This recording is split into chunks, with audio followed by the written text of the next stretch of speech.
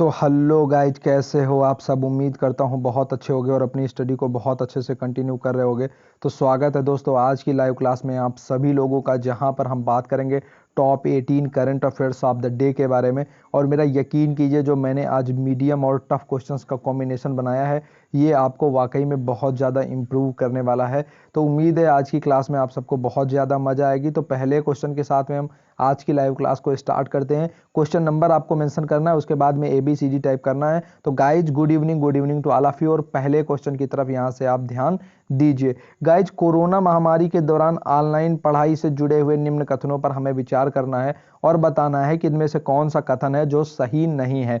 तो देख लेते हैं हम कौन कौन से कथन है और आपको बताना है इनमें से कौन सा कथन है जो ठीक नहीं है। ऑप्शन ए है, इस रिपोर्ट को मानव संसाधन विकास मंत्रालय के द्वारा जारी किया गया है। ऑप्शन बी है, इस रिपोर्ट में गुजरात, छत्तीसगढ़ और उत्तर प्रदेश ने बेहतर प्रदर्शन किया है। ऑप्शन सी है, इस सूची में 16 मापदंडों को आधार बनाया गया है। और ऑप्शन डी है, पश्चिम बंगाल और मध्य प्रदेश संयुक्त रूप से शीर्ष पर रहे हैं। तो कोरोना पैंडेमिक के दौरान में ऑनलाइन पढ़ाई करने से जुड़े हुए जो तथ्य हैं, इनमें से कौन सा तथ्य है जो सही नहीं है। इस रिपोर्ट को मानव संसाधन विकास मंत्रालय के द्वारा जारी किया गया है। इस रिपोर्ट में गुजरात, छत्तीसगढ़ और उत्तर प्रदेश का प्रदर्शन बेहतर रहा है। इस सूची में 16 मापदंडों को आधार बनाया गया है। या फिर पश्चिम बंगाल और मध्य प्रदेश जो है वो इसमें संयुक्त रूप से शीर्ष पर रहे हैं। इनमें से कौन सा कथन है जो ठीक नहीं है। एक लिख करके फिर A, B, C और D टाइप करके मुझे फटाफट आंसर कर दीजिए पहले क्वेश्चन का, कि कोरोना पेंडेमिक के दौरान ऑनलाइन स्टडी से जुड़ा हुआ कौन सा फैक्ट है जो सही नहीं है। इस रिपोर्ट को HRD मिनिस्ट्री ने जारी किया है। इस रिपोर्ट में गुजरात, छत्तीसगढ़ और उत्तर प्रदेश बेहतर प्रदर्शन कर रहे हैं। 16 मापदंडों को आधार बनाया गया है। या फिर पश्चिम बंगाल और मध्य प्रदेश संयुक्त रूप से शीर्ष पर रहे।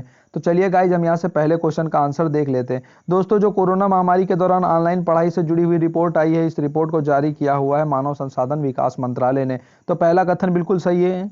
इस रिपोर्ट में गुजरात और छत्तीसगढ़ और उत्तर प्रदेश को पहला जो शीर्ष स्थान है वो मिले हुए हैं। ये कथन भी बिल्कुल सही है। इसमें से जो गुजरात और छत्तीसगढ़ है, इसने क्या किया हुआ है, 15-15 चीजों पर 15-15 जो मापदंड हैं उन पर खरे उतरे। जबकि उत्तर प्रदेश और झारखंड साथ में 14-14 मापदंडों पर खरे उतरे हैं। इस सूची में 16 मापदंडों को आधार बनाया गया था। तो ये कथन भी हमारा बिल्कुल सही है। पश्चिम बंगाल और मध्य प्रदेश संयुक्त रूप से शीर्ष पर रहे, ये कथन सही नहीं है।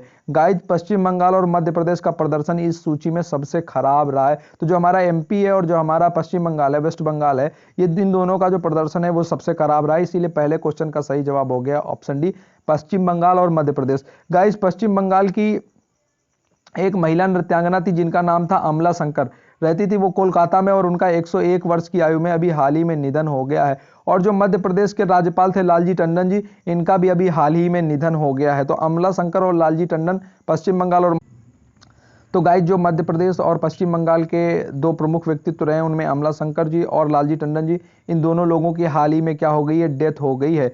इसके अलावा जो हमारा मानव संसाधन विकास मंत्रालय है, यानी कि हमारा जो HRD मिनिस्ट्री है, इसके दो प्रोग्राम्स हैं जिनको हमें याद रखना है। एक प्रोग्राम है जिसका नाम है मनोदर्पण, और दूसरा प्रोग्राम है जिसका नाम है स्टडी इन इंडिया और stay in India. Stay in India, study in India और मनोदर्पण, ये प्रोग्राम है मानव संसाधन विकास मंत्रालय के। छत्तीसगढ़ की बात आई है तो छत्तीसगढ़ से आप दो चीजों को जान लीजिए। एक तो जो अभी हाल ही में सर्वाधिक जो उच्च आकांक्षी जिलों की सूची आई है, इसमें जो छत्तीसगढ़ का बीजापुर था, इसने टॉप किया हुआ है। तो सर्वाधिक आकांक्षी जिलों की सूची में छत्तीसगढ़ के बीजापुर को क्या हुआ है, पहला स्थान मिला हुआ है, इसलिए छत्तीसगढ़ चर्चा में रहा है। और छत्तीसगढ़ की दो योजनाएं हैं, एक है राजीव गांधी न्याय योजना और दूसरी है गोधन न्याय योजना। ये दो योजनाएं भी कहाँ की हैं, ये भी योजनाएं छत्तीसगढ़ की। और छत्तीसगढ़ का जो जसपुर है, इस छत्तीसगढ़ के जसपुर में भी क्या हुआ है, देश का जो दूसरा विष संग्रहण केंद्र है वो बन रहा है। बढ़ते हैं यहाँ से हम आज के अपने दूसरे प्रश्न की तरफ, देख लेते हैं हमारा आज का दूसरा प्रश्न क्या है। तो गाइज, हमारा दूसरा प्रश्न है कि कौन से देश के सुप्रीम कोर्ट का उद्घाटन भारतीय प्रधानमंत्री नरेंद्र मोदी जी करेंगे। ऑप्शन ए है मालदीव, ऑप्शन बी है मॉरिशस, ऑप्शन सी है श्रीलंका, या फिर ऑप्शन डी इंडोनेशिया। तो वो कौन सा कंट्री है जिसका जो सुप्रीम कोर्ट है उसका उद्घाटन इंडियन प्राइम मिनिस्टर जी के द्वारा किया जाएगा। मालदीव है, मॉरिशस है, श्रीलंका है, फिर इंडोनेशिया। दो लिख करके फटाफट ABCD टाइप कर दीजिए और मुझे बताइए दूसरे प्रश्न का सही जवाब क्या है। वो कौन सा कंट्री है जिसके सुप्रीम कोर्ट का उद्घाटन भारतीय प्रधानमंत्री नरेंद्र मोदी जी करेंगे। तो गाइज, चलिए यहाँ से हम आज के अपने दूसरे प्रश्न का सही आंसर देख लेते हैं। क्वेश्चन हमारा यह था कि वो कौन सा कंट्री है जिसके सुप्रीम कोर्ट का उद्घाटन भारतीय प्रधानमंत्री नरेंद्र मोदी जी करेंगे। तो वो है हमारा मॉरिशस। मॉरिशस की जो सुप्रीम कोर्ट है, इसका उद्घाटन भारतीय प्रधानमंत्री नरेंद्र मोदी जी के द्वारा किया जाएगा। और ये नरेंद्र मोदी जी हैं जिन्होंने अभी हाल ही में भारत और जो अमेरिका है इसके बीच में हुई जो इंडिया इनिशिएटिव्स की बैठक थी, इसको इन्होंने क्या किया हुआ था, संबोधित किया हुआ था। और जो G20 देशों के डिजिटल मंत्रियों की बैठक हुई थी, इसमें भाग लिया था भारत की ओर से जो आईटी मंत्री हैं हमारे रविशंकर प्रसाद जी ने। बढ़ते हैं यहाँ से गाइस, हम आज के अपने तीसरे प्रश्न की तरफ देख लेते हैं। हमारा आज का तीसरा प्रश्न क्या है? तो तीसरा प्रश्न है कि भारत ने हाल में किस देश को 10 ट्रेन इंजन जो है वो भेंट किए हुए हैं? तो भारत ने भी हाल ही में क्या किया हुआ है, एक कंट्री है जिसको 10 ट्रेन इंजन भेंट किए हैं, आपको बताना है वो कंट्री कौन सा है। Option A Sri Lanka, option B है मालदीव, ऑप्शन सी है बांग्लादेश और ऑप्शन डी है मॉरिशस। तो 3 लिख करके ABCD टाइप कर दीजिए और मुझे बताइए कि वो कौन सा कंट्री है जिसको इंडिया ने अभी 10 जो ट्रेन इंजन है उनको क्या किया हुआ है, गिफ्ट किया हुआ है। वो श्रीलंका है, मालदीव है, बांग्लादेश है या फिर मॉरिशस है। तो 3 लिख करके ABCD टाइप कर दीजिए, आपके पास में 10 सेकंड का टाइम है, फटाफट आंसर मुझे कर दीजिए। तो गाइज यहाँ से हम आज के अपने तीसरे क्वेश्चन का भी आंसर देख लेते हैं। तीसरा क्वेश्चन हमारा यह था कि वो कौन सा कंट्री है जिसने हाल ही में भारत से 10 ट्रेन इंजन गिफ्ट के तौर से प्राप्त किए हुए हैं? तो वो हमारा कंट्री है बांग्लादेश। प्रधानमंत्री है शेख हसीना और जो कैपिटल है वो है ढाका। तो बांग्लादेश को भारत ने क्या किया हुआ है, 10 ट्रेन इंजन गिफ्ट किए हुए हैं। बढ़ते हैं यहाँ से हम आज के अपने चौथे क्वेश्चन की तरफ देख लेते हैं। हमारा आज का चौथा प्रश्न क्या है? तो गाइस चौथा क्वेश्चन हमारा है कि इस साल का जो लोकमान्य तिलक अवार्ड है वो किसको मिलेगा? शिरीषा माथुर को, ऑप्शन ए सोनम वांगचुक को, ऑप्शन बी अफीक श्रेष्ठ को, ऑप्शन सी या फिर बाईचुंग भूटिया को, ऑप्शन डी। तो 4 लिख करके फटाफट ABCD टाइप कर दीजिए और मुझे बताइए कि चौथे प्रश्न का सही जवाब क्या है। इस साल का लोकमान्य तिलक अवार्ड किसे मिलेगा? शिरीषा माथुर को मिलेगा, सोनम वांगचुक को मिलेगा, अफीक श्रेष्ठ को मिलेगा या फिर बाईचुंग भूटिया को मिलेगा? 4 लिख करके ABCD टाइप कर दीजिए और मुझे बताइए कि हमारे आज के चौथे प्रश्न का सही जवाब क्या है। इस साल का जो लोकमान्य तिलक अवार्ड है वो किसे मिलेगा? शिरीषा माथुर को मिलेगा, सोनम वांगचुक को मिलेगा, अफीक श्रेष्ठ को मिलेगा या फिर बाईचुंग भूटिया को मिलेगा? तो चलिए गाइज हम यहाँ से अपने चौथे प्रश्न का सही जवाब देख लेते हैं। तो गाइज इस साल का जो लोकमान्य तिलक अवार्ड है ये हमारा मिलेगा सोनम वांगचुक को। और ये है कहाँ से रिलेटेड? ये है लद्दाख के, ठीक है। तो जो लद्दाख के सोनम वांगचुक है इनको क्या होगा, इस साल का लोकमान्य तिलक अवार्ड दिया जाएगा। गाइज अगला क्वेश्चन हमारा है कि अभी हाल ही में साहिबजादी बशीरुन्निसा बेगम का निधन हो गया है। आपको बताना है कि ये किसकी संतान थी, ठीक है। तो जो हाल ही में भी साहिबजादी बशीरुन्निसा का निधन हुआ है, आप ये बता दीजिए मुझे कि ये किसकी संतान थी? अवध के नवाब की संतान थी, बंगाल के नवाब की संतान थी, हैदराबाद के अंतिम नवाब की संतान थी या फिर कश्मीर के अंतिम नवाब की संतान थी? तो ये कौन से नवाब थे जिनकी ये अंतिम संतान थी साहिबजादी बशीरुन्निसा बेगम, जिनका अभी क्या हुआ है, कल डेथ हो गई है जिनकी? अवध के नवाब की अंतिम, जो अवध का अंतिम नवाब था उसकी ये बेटी थी, बंगाल के नवाब की अंतिम संतान थी, हैदराबाद के नवाब की अंतिम संतान थी या फिर कश्मीर के नवाब की अंतिम संतान थी? तो गाइज पांचवें क्वेश्चन का आंसर अब हम यहाँ से देख लेते हैं। क्वेश्चन हमारा ये था कि जो साहिबजादी बशीरुन्निसा बेगम है इनका निधन हो गया है और ये किसकी संतान थी? तो गाइज ये हमारी संतान थी हैदराबाद के अंतिम नवाब की। तो जो हैदराबाद था इसके नवाब की अंतिम संतान थी और हैदराबाद का नवाब क्या करना चाह रहा था, वो या तो पाकिस्तान में विलय करना चाह रहा था या फिर क्या करना चाह रहा था, स्वतंत्र रहना चाह रहा था, लेकिन भारत में मिलना नहीं चाह रहा था। आखिरकार सरदार पटेल जी के प्रयासों के बाद में फिर हैदराबाद को मिला लिया गया था। तो साहिबजादी बशीरुन्निसा बेगम जिनका अभी हाल ही में निधन हुआ है, ये हैदराबाद के नवाब, अंतिम नवाब की पुत्री थी। आगे बढ़ते हैं, देख लेते हैं। अब आपको बताना है कि जो हमारा ऋषिकेश एम्स है ये चर्चा में क्यों आ गया है। तो हाल ही में जो हमारा ऋषिकेश एम्स है वो अचानक से चर्चा में आया है, वो क्यों आया है? ऑप्शन ए ये है कि कोविड-19 वैक्सीन के ट्रायल के कारण, ऑप्शन बी है कि देश के पहले अस्पताल जिसके पास हेलीपैड की सुविधा है, ऑप्शन सी कोविड-19 मरीजों की सर्वाधिक जांच करने के कारण, या फिर ऑप्शन डी भारतीय प्रधानमंत्री नरेंद्र मोदी जी को द्वारा देश के सर्वश्रेष्ठ अस्पताल का दर्जा दिए जाने के कारण। तो ऋषिकेश एम्स चर्चा में क्यों आया है, 6 लिख करके फटाफट मुझे ABCD टाइप कर दीजिए और बता दीजिए कि हमारे छठे प्रश्न का सही जवाब क्या है। ऋषिकेश एम्स चर्चा में क्यों रहा है? कोविड-19 वैक्सीन के ट्रायल के कारण, देश के पास पहले अस्पताल की सुविधा होने के कारण जिसके पास हेलीपैड है, कोविड-19 मरीजों की सर्वाधिक जांच करने के कारण, या फिर जो Indian prime minister Narendra Modi हैं इन्होंने देश के सर्वश्रेष्ठ अस्पताल का इसे दर्जा दिया हुआ है। तो छठे क्वेश्चन का आंसर यहाँ से हम देख लेते हैं। क्वेश्चन हमारा छठा ये था कि ऋषिकेश एम्स चर्चा में क्यों रहा है। तो गाइस ऋषिकेश एम्स हमारा चर्चा में इसलिए आ गया क्योंकि इसके पास में, ये देश का पहला ऐसा अस्पताल है जिसके पास में खुद के हेलीपैड की सुविधा है। तो पहला ऐसा गवर्नमेंट हॉस्पिटल है जिसके पास में खुद के हेलीपैड की सब सुविधा है, ये हमारा ऋषिकेश एम्स। बढ़ते हैं गाइस यहाँ से हम आज के अपने 7वें प्रश्न की तरफ देख लेते हैं। हमारा आज का 7वां प्रश्न क्या है, आपको बताना है वर्तमान में भारत के जो फ्रांस में राजदूत हैं वो कौन है। तो जो भारतीय राजदूत फ्रांस में है, फ्रांस की एम्बेसी में है, वो कौन है? Option A Javed Akhtar ji, option B है मीर उस्मान जी, ऑप्शन सी है अशरफ शाकिर जी या फिर ऑप्शन डी है जावेद अशरफ जी। तो फटाफट मुझे टाइप करके बता दीजिए कि वर्तमान में भारत के फ्रांस में राजदूत कौन है। 7 लिख करके ABCD टाइप कर दीजिए, जावेद अख्तर, मीर उस्मान, अशरफ शाकिर या फिर जावेद अशरफ। तो 7 लिख करके ABCD फटाफट मुझे टाइप कर दीजिए और बताइए इस प्रश्न का सही जवाब क्या है कि वर्तमान में जो भारत के फ्रांस में राजदूत हैं वो कौन है। तो चलिए दोस्तों, हम यहाँ से आज के अपने 7वें प्रश्न का सही जवाब देख लेते हैं। तो वर्तमान में जो भारत के फ्रांस में राजदूत हैं वो हैं जावेद अशरफ, इसीलिए हमारे आज के इस प्रश्न का सही जवाब हो गया ऑप्शन डी, जावेद। तो चलिए गाइस, यहाँ से हम आज के अपने 8वें प्रश्न को देख लेते हैं। हमारा आज का 8वां प्रश्न है कि बाघों की संख्या के हिसाब से शीर्ष 3 राज्य कौन से हैं। तो आपको बताना है कि इंडिया के वो कौन 3 से टॉप स्टेट्स हैं जहां पर बाघों की संख्या सर्वाधिक है। ऑप्शन ए है उत्तर प्रदेश, मध्य प्रदेश, कर्नाटक। ऑप्शन बी है मध्य प्रदेश, कर्नाटक, उत्तराखंड। ऑप्शन सी है कर्नाटक, उत्तराखंड, मध्य प्रदेश। और ऑप्शन डी है उत्तराखंड, मध्य प्रदेश, कर्नाटक। तो पहले स्थान पर उत्तर प्रदेश है, पहले स्थान पर मध्य प्रदेश है, पहले स्थान पर कर्नाटक है, फिर पहले स्थान पर उत्तराखंड है। चारों में अलग अलग ऑप्शन है, इसलिए आपको पहले ऑप्शन से ही आपका तय हो जाएगा कि बाघों की संख्या के हिसाब से शीर्ष 3 राज्य कौन से हैं। पहला अगर आपको मालूम है तो आप आंसर सही कर सकते हैं। तो 8 लिख के ABCD फटाफट टाइप कर दीजिए और मुझे बताइए बाघों की संख्या के हिसाब से 3 शीर्ष राज्य कौन से हैं। उत्तर प्रदेश, मध्य प्रदेश, कर्नाटक है, मध्य प्रदेश, कर्नाटक, उत्तराखंड है, कर्नाटक, उत्तराखंड, मध्य प्रदेश है, फिर उत्तराखंड, मध्य प्रदेश और कर्नाटक है। 8वें क्वेश्चन में ऑर्डर लगाना है तो थोड़ा सा सोच करके जवाब दे लीजिए, मैं थोड़ा सा टाइम आपको और एक्स्ट्रा दे रहा हूँ। तो गाइस चलिए 8वें प्रश्न का यहाँ से हम सही जवाब देख लेते हैं। तो बाघों की संख्या के हिसाब से आपको बताना है कि शीर्ष 3 राज्य कौन से हैं। तो सबको मालूम है, पहले नंबर पर है मध्य प्रदेश, दूसरे नंबर पर है कर्नाटक और तीसरे नंबर पर है उत्तराखंड। तो MP, कर्नाटक, उत्तराखंड, इसीलिए बी हो गया 8वें प्रश्न का सही जवाब। मध्य प्रदेश, कर्नाटक और उत्तराखंड बाघों की संख्या के हिसाब से ये है टॉप 3 स्टेट्स। गाइज यहां से हम देख लेते हैं आज का हमारा 9वां प्रश्न क्या है। तो आज का हमारा 9वां प्रश्न है बाघों से जुड़े हुए निम्न कथनों पर विचार कीजिए और असत्य कथन चुनिए। तो 29 जुलाई को प्रतिवर्ष बाघ दिवस मनाया जाता है और इसका संकल्प 2010 में रूस में पारित किया गया था। पहला कथन है वर्ल्ड वाइल्ड फंड के अनुसार दुनिया में बाघों की संख्या 3900 है और केवल ये बाघ जो है वो 13 देशों में पाए जाते हैं। ऑप्शन सी है जिम कॉर्बेट बाघ रिजर्व 231 बाघों के साथ में देश का सर्वाधिक बाघों की संख्या वाला जो है, बाघ की जगह पे बाघ कर लीजिएगा, बाघ संख्या वाला टाइगर रिजर्व है। और ऑप्शन डी है कि भारत में बाघ संरक्षण योजना की शुरुआत 1973 में गुजरात से हुई थी। अब देश में कुल मिलाकर के 50 टाइगर रिजर्व हैं। तो बाघों की जो जुड़ी हुई चीजें कथन है, इनमें से कौन सा कथन है जो ठीक नहीं है, A, B, C या फिर D। 9 लिख करके ABCD टाइप कर दीजिए। मैं एक बार फिर से आपको विकल्प बता देता हूं। पहला विकल्प ये है कि 29 जुलाई को प्रतिवर्ष बाघ दिवस मनाया जाता है और यह संकल्प 2010 में रूस में पारित किया गया था। दूसरा हमारा कथन ये है कि वर्ल्ड वाइल्ड फंड के अनुसार दुनिया में बाघों की संख्या 3900 है और ये बाघ केवल दुनिया के 13 देशों में पाए जाते हैं।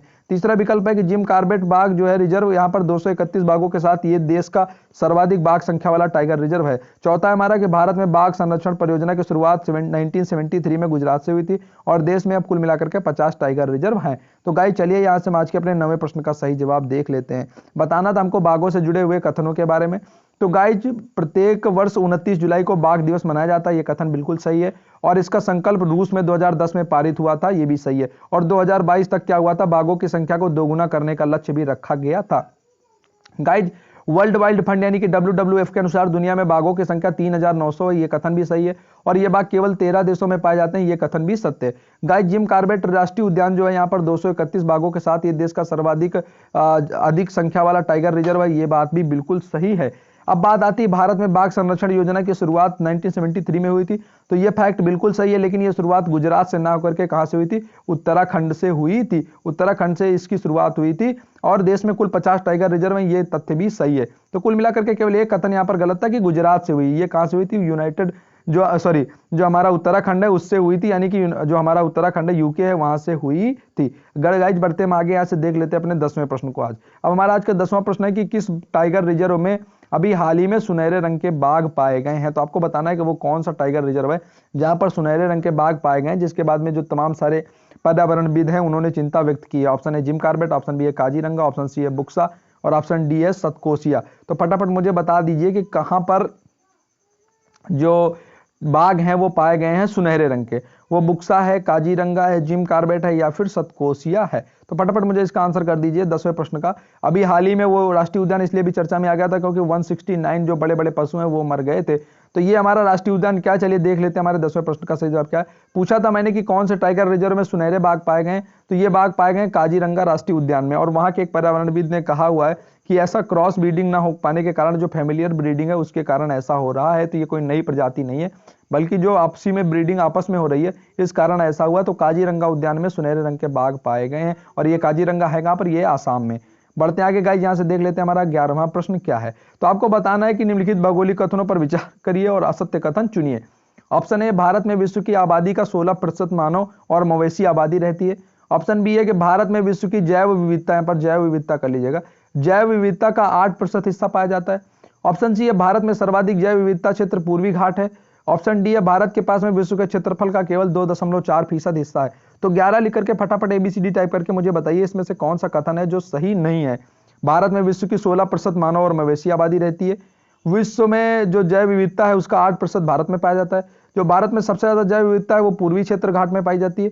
ऑप्शन डी है भारत के पास में विश्व के क्षेत्रफल का केवल 2.4% है। 11 लिख करके फटाफट एबीसीडी टाइप कर दीजिए और मुझे बताइए इस प्रश्न का सही जवाब क्या है। तो गाइस चलिए यहां से हम आज के अपने इस प्रश्न का सही जवाब देख लेते हैं। दोस्तों भारत में विश्व की आबादी का जो 16% मानव और मवेशी आबादी है ये पाई जाती है, कथन बिल्कुल सही है। भारत में जैव विविधता का 8% हिस्सा पाया जाता है, ये बात भी बिल्कुल सही है। सॉरी, ये बात भी बिल्कुल सही है। भारत में जैव विविधता वाला क्षेत्र जो है वो पूर्वी घाट है, नहीं, ये बात गलत है। भारत में जो सर्वाधिक जैव विविधता है वो कहां पर पाई जाती है, वो पाई जाती है पश्चिमी घाट में। और पश्चिमी घाट की 2 समितियां भी आप याद रखिएगा, एक है गाडगिल कमेटी और दूसरी है कस्तूरी रंगन कमेटी। तो गाडगिल कमेटी ने पूरे पूर्वी घाट को संरक्षित करने की बात कही थी, बाद में कस्तूरी रंगन कमेटी ने इसके केवल 33% हिस्से को संरक्षित करने की बात कही थी और यह रिपोर्ट फिर बाद में सिफारिश कस्तूरी रंगन रिपोर्ट की मान ली गई थी। भारत के पास में विश्व के क्षेत्रफल का 2.4% है, तो ये हिस्सा भी बात बिल्कुल सही है। ठीक है, 2933 किलोमीटर और 3214 किलोमीटर पूर्व से पश्चिम और उत्तर से दक्षिण है भारत की लंबाई और चौड़ाई। बढ़ते हैं आगे गाइस, यहां से हम देख लेते हैं आज के अपने 12वें प्रश्न को। तो हमारा 12वां प्रश्न है कि भारत में वन क्षेत्र से जुड़े हुए निम्न कथनों पर विचार करना है और यहां पर हमें गलत कथन चुनना है कि इसमें से कौन सा कथन है जो ठीक नहीं है। ऑप्शन ए है खाद्य एवं कृषि संगठन के अनुसार भारत में वन क्षेत्र बढ़ने के मामले में भारत जो है वो तीसरे स्थान पर रहा है। यानी कि जो हमारा खाद्य और कृषि संगठन है इसकी जो रिपोर्ट आई है इसमें बताया गया कि भारत में जो वन क्षेत्र बढ़ रहे हैं ये दुनिया में इस हिसाब से तीसरे स्थान पर है। दूसरा है कि ग्लोबल फॉरेस्ट रिसोर्स असेसमेंट जो 2020 की रिपोर्ट है इसके हिसाब से भारत में प्रतिवर्ष 0.38% वन क्षेत्रफल बढ़ रहा है। ऑप्शन सी है कि इस रिपोर्ट के में भारत से आगे केवल अमेरिका और ऑस्ट्रेलिया है। ऑप्शन डी है खाद्य एवं कृषि संगठन जो है 1990 में प्रत्येक 5 वर्ष में ये अपनी रिपोर्ट जारी करता है। तो भारत के वन क्षेत्र से जुड़ा हुआ इनमें से कौन सा कथन है जो सही नहीं है। खाद्य कृषि संगठन जो है इसके हिसाब से भारत वन क्षेत्र बढ़ाने के मामले में तीसरे स्थान पर है। Global forest resource assessment report 2020 कह रही है कि भारत का जो क्षेत्रफल है जो 1% है ये प्रतिवर्ष 0.38% बढ़ रहा है। रिपोर्ट में भारत से आगे केवल अमेरिका और ऑस्ट्रेलिया है। खाद्य और कृषि संगठन 1990 से प्रत्येक 5 वर्ष में ये अपनी रिपोर्ट जारी करता है। 12 लिख करके एबीसीडी टाइप कर दीजिए। चलिए गाइस यहां से हम आज के अपने इस प्रश्न का सही जवाब देख लेते हैं। तो दोस्तों जो खाद्य एवं कृषि संगठन है इसके अनुसार भारत वन क्षेत्र बढ़ाने के मामले में तीसरे नंबर पर है, यह कथन बिल्कुल सही है। Global forest resource assessment report 2020 कहती है कि भारत में हर साल 0.38% वन क्षेत्रफल बढ़ जाता है, यह कथन भी सही है। इस रिपोर्ट के आने से इस रिपोर्ट में केवल भारत से आगे अमेरिका और ऑस्ट्रेलिया है, यह बात सही नहीं है। इस रिपोर्ट में भारत से आगे केवल चीन और ऑस्ट्रेलिया है, ना कि अमेरिका और ऑस्ट्रेलिया। भारत से आगे कौन है? चीन और ऑस्ट्रेलिया है, जहां पर वन क्षेत्रफल तेजी से बढ़ रहा है, अमेरिका यहां पर नहीं है। और जो खाद्य और कृषि संगठन है वो 1990 से हर 5 साल में अपनी रिपोर्ट जारी करता है, ये बात भी बिल्कुल सही है। गाइस बढ़ते हैं यहां से हम आज के अपने 13वें प्रश्न की तरफ, देख लेते हैं हमारा आज का 13वां प्रश्न क्या है। आपको बताना है कि जो वन स्थिति रिपोर्ट 2019 है इसके हिसाब से भारत में का जो कुल कितना क्षेत्रफल है जो वनाच्छादित है, 21.67%, 31.24%, 12.24% या फिर 19.24%। तो 13 लिख करके फटाफट एबीसीडी टाइप करके मुझे बता दीजिए कि जो वन स्थिति रिपोर्ट 2019 आई है इसके अकॉर्डिंग भारत का जो वन क्षेत्रफल कुल मिलाकर के है वो कितना क्षेत्रफल भारत का जो वनाच्छादित है, 21.67%, 31.24%, 12.24% या फिर 19.92%। तो गाइस 13वें प्रश्न का हमारे सही जवाब है ऑप्शन ए 21.67%। ये जो है भारत में कुल क्षेत्रफल का इतना हिस्सा क्या है वो वनाच्छादित है।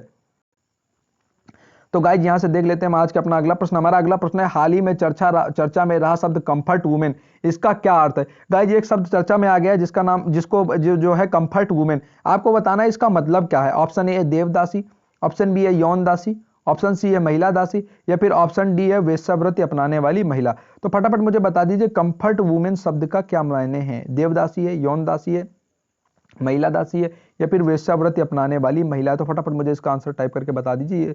मे भी हमारा आज का 14th क्वेश्चन होगा, 14वां प्रश्न होगा। तो हाल ही में जो चर्चा में रहा शब्द कंफर्ट वुमेन है, इस शब्द का क्या अर्थ है। देवदासी है, यौन दासी है, महिला दासी है या फिर वेश्यावृत्ति अपनाने वाली महिला है। तो गाइस चलिए यहाँ से हम आज के अपने इस क्वेश्चन का अर्थ देख लेते हैं। तो जो कंफर्ट वुमेन शब्द है इसका मतलब होता है यौन दासी। ठीक है, जापान और जो दक्षिण कोरिया है। इनके बीच में जब सेकेंड वर्ल्ड वार हुआ था उस दौरान क्या हुआ था, दक्षिण कोरिया के बहुत सारी औरतों को बंधक बना लिया गया था जापानी सैनिकों के द्वारा और उनके साथ में यौनाचार किया जाता था और इन्हें कंफर्ट वुमेन या फिर यौन दासी कहा जाता था। गाइज आगे बढ़ करके देख लेते हैं हमारे आज के 15 क्वेश्चन को। अगर नंबर मेरा सीरियल गलत हो गया तो आप अपना नंबर करेक्ट रखिएगा। संयुक्त राष्ट्र संघ के जो महासचिव हैं एंटोनियो गुटेरेस, इन्होंने जलवायु परिवर्तन पर सलाह के लिए किस भारतीय को नामित किया हुआ है, आपको ये बताना है। ऑप्शन ए सविता सचान को, ऑप्शन बी है रवीना टंडन को, ऑप्शन सी है अर्चना सोरेन को और ऑप्शन डी है सुष्मिता सेन को। तो वो कौन है जिसको संयुक्त राष्ट्र संघ के महासचिव जो एंटोनियो गुटेरेस हैं उन्होंने जलवायु परिवर्तन पर सलाह के लिए किस भारतीय को नामित किया हुआ है? सविता सचान है वो, रवीना टंडन है वो, अर्चना सोरेन है वो या फिर सुष्मिता सेन है? तो फटाफट मुझे इस क्वेश्चन का आंसर कर दीजिए, बहुत ही इजी क्वेश्चन है ये आज का। बता दीजिए मुझे संयुक्त राष्ट्र संघ के जो महासचिव एंटोनियो गुटेरेस हैं इन्होंने जलवायु परिवर्तन पर सलाह के लिए किस भारतीय को नामित किया हुआ है? तो गाइस चलिए इस क्वेश्चन का आंसर हम देख लेते हैं। ऑप्शन थे हमारे सविता सचान, रवीना टंडन, अर्चना सोरेन और सुष्मिता सेन। सही जवाब है ऑप्शन सी अर्चना सोरेन। गाइस जो अर्चना सोरेन है इनको महासचिव जो एंटोनियो गुटेरेस है संयुक्त राष्ट्र महासंघ के, इन्होंने जलवायु परिवर्तन पर सलाह के लिए अर्चना सोरेन को क्या किया हुआ है, नामित किया हुआ है। गाइस बढ़ते हैं अगले क्वेश्चन की तरफ हम। स्टुअर्ट ब्राड जो है इंग्लैंड के तेज गेंदबाज, इन्होंने हाल ही में वेस्ट इंडीज के खिलाफ क्या किया हुआ है, टेस्ट सीरीज में अपने 500वां विकेट लेकर के नया कीर्तिमान बनाया। इनके जो 500 विकेट हैं ये कंप्लीट हो गए हैं टेस्ट क्रिकेट में। आपको बताना है ऐसा करने वाले ये दुनिया के कौन से गेंदबाज हैं, 5वें, 6ठे, 7वें या फिर 8वें? गाइज अगर हम टॉप 3 की बात करेंगे तो सबसे ऊपर है श्रीलंकाई स्पिनर मुथैया मुरलीधरन, इसके बाद में नंबर आता है ऑस्ट्रेलिया के महान स्पिनर शेन वार्न का, इसके बाद में भारत के महान स्पिनर अनिल कुंबले का नंबर आता है। ये है top 3, Muttiah Muralitharan, Shane Warne और अनिल कुंबले। इसके बाद में अब जो स्टुअर्ट ब्राड है इन्होंने भी कर लिया। आपको बताना ये कौन से नंबर के, 5वें नंबर के, 6ठे नंबर के, 7वें के या फिर 8वें के? तो गाइज चलिए इस क्वेश्चन का आंसर यहाँ से देख लेते हैं। तो जो स्टुअर्ट ब्राड है ये 7वें खिलाड़ी बन गए हैं जिन्होंने 500 से ज्यादा विकेट टेस्ट क्रिकेट में लिए हुए हैं।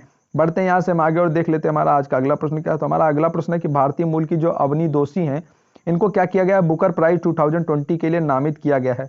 आपको बताना यह नामांकन उन्हें कौन सी पुस्तक के लिए मिला हुआ है? ऑप्शन ए बर्ड शुगर के लिए, ऑप्शन बी अनटोल्ड स्टोरी के लिए, ऑप्शन सी है light a story of fire के लिए या फिर ऑप्शन डी है मी ए वर्ल्ड अहेड। ये कौन सी किताब है इनको जिसके लिए इनको भारतीय मूल की जो अवनी दोषी हैं ये वर्तमान में जो है हमारी सऊदी में रह रही हैं, आपको बताना है कि इनको कौन सी बुक के लिए नामांकन मिला हुआ है प्रतिष्ठित बुकर प्राइज का? बर्ड शुगर के लिए, अनटोल्ड स्टोरी के लिए, लाइट स्टोरी ऑफ फायर के लिए या फिर मी ए वर्ल्ड अहेड के लिए? तो गाइस चलिए यहाँ से हम आज के अपने इस प्रश्न का सही जवाब देख लेते हैं। तो दोस्तों जो भारतीय मूल की अवनी दोषी हैं इनको बुकर प्राइज के लिए नामित किया गया है बर्ड शुगर के लिए, ठीक है। जो बर्ड शुगर नामक इनकी उपन्यास है इसके लिए इनको क्या किया गया है, इनकी पहली किताब है और उसी के लिए इन्हें बुकर प्राइज के लिए नामित कर लिया गया है। अवनी दोषी और बर्ड शुगर दोनों नाम आपको याद रखने हैं। बढ़ते हैं आगे, देख लेते हैं हमारा आज का अगला प्रश्न क्या है। तो हमारा आज का अगला प्रश्न है कि उत्तर प्रदेश के कौन से जिले में एक बाघ अभ्यारण्य के लिए प्रस्ताव भेजा गया है? गाइस उत्तर प्रदेश में पहले से ही अगर हम देखें तो दुधवा, पीलीभीत और अमानगढ़ ये 3 बाघ अभ्यारण्य भारत में उत्तर प्रदेश में पहले से हैं। अब चौथे बाघ अभ्यारण्य के लिए भी प्रस्ताव भेजा गया, अगर मंजूरी मिल जाती है तो भारत का ये चौथा बाघ अभ्यारण्य होगा। बताइए ये कौन से जिले में होगा, बहराइच में, बस्ती में, सहारनपुर में या फिर बलिया में? तो फटाफट ABCD टाइप कर दीजिए। अगर आप यूपी के निवासी हैं तो आपको ये खबर की जानकारी रखना बहुत ज़्यादा जरूरी है। और कुल मिलाकर के अभी तक कितने टाइगर रिजर्व हैं, वो है हमारे 50। और मैंने ट्रिक से 50 टाइगर रिजर्व को कैसे याद करें इस बारे में पूरा ट्रिक को तैयार कर लिया है और जैसे उसकी PPT फाइल रेडी हो जाएगी मैं आपके लिए वो वीडियो लेकर के आऊँगा, जिसके बाद में आपको देश के 50 टाइगर रिजर्व और कौन कौन से स्टेट में आपकी जुबान पर हमेशा हमेशा के लिए रट जाएगा। तो उस ट्रिक वाले वीडियो के लिए तैयार रहिए, जल्दी मैं वो वीडियो लेकर के आऊँगा। और आज हम वर्ल्ड टाइगर डे में मना रहे हैं 29 जुलाई को। 2010 में क्या हुआ था, रशिया में एक सम्मेलन में वर्ल्ड टाइगर डे मनाए जाने के लिए प्रस्ताव रखा गया था। 2022 तक टाइगर की जो आबादी है उसको दोगुना करने का लक्ष्य भी था।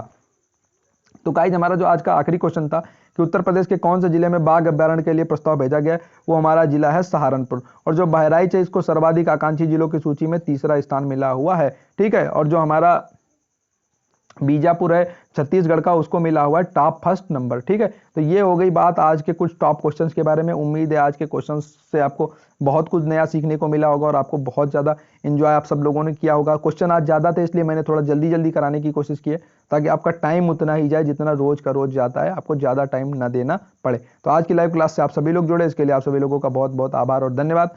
अगर आप सब लाइव क्लास से डेली जुड़ना चाहते हैं तो चैनल को सब्सक्राइब कर ले, बेल आइकन दबा ले तो नोटिफिकेशन रोज मिलती रहेगी। अपने दोस्तों के साथ शेयर करेंगे तो हमारे ऊपर आपका बहुत ज़्यादा एहसान होगा। थैंक यू सो मच आज की लाइव क्लास से जुड़ने के लिए, थैंक यू।